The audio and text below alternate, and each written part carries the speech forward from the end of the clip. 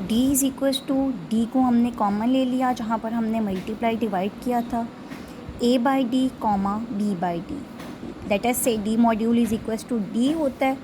So that's why this d's cancel out with this d, so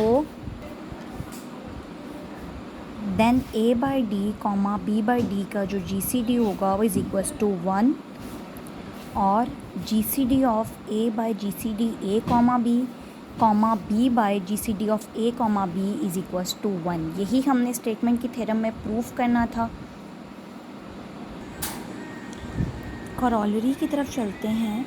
if A divides C and B divides C and GCD of AB is equals to 1, then AB divides C. Conclusion will be false if GCD of AB not equals to 1.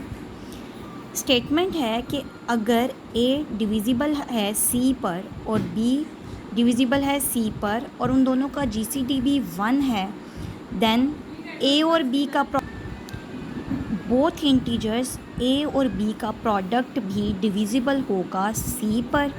और ये statement, ये conclusion false हो जाएगा अगर a और b का gcd 1 ना हो. प्रूफ की तरफ चलते हैं. Let a is divisible by c and b divisible by है c पर, then by divisibility c is equals to A R comma c is equals to B S. By divisibility new constant introduce करवाते हैं r और s for some integers r and s. Also because GCD of a b is equals to 1, then there exist x and y such that, मतलब अगर दो terms का GCD 1 हो तो वो लीनियर कम्बिनेशन के सेंस में लिखे जा सकते हैं. So ax plus B Y is equals to 1.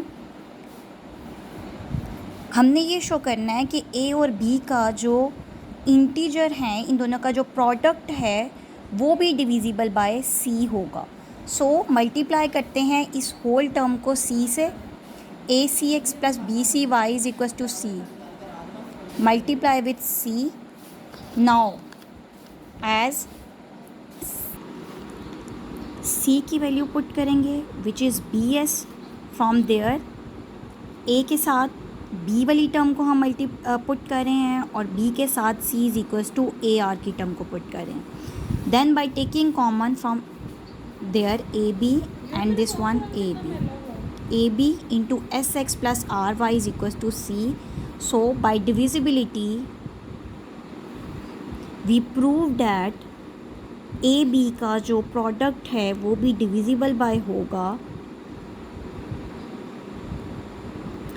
वो भी डिविजिबल होगा c से.